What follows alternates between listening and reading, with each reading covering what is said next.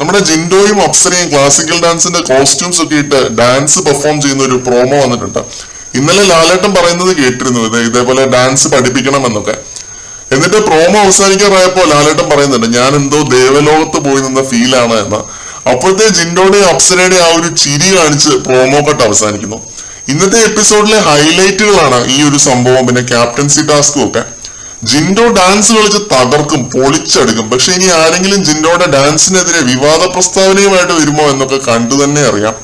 മോഹിനിയാട്ടം വിവാദമൊക്കെ ഒന്ന് ആറ് തണുത്ത് വരുന്നതേ ഉള്ളൂ. ജിൻഡോയുടെ കളറും കാസ്റ്റും റേസും ഒക്കെ പറഞ്ഞ് സീൻ ഉണ്ടാക്കാൻ ആരെങ്കിലും വന്നാൽ ഈ സീസൺ മൊത്തത്തിൽ വേറെ തന്നെ ഒരു ലെവലിലേക്ക് പോകും, TRP ഒക്കെ.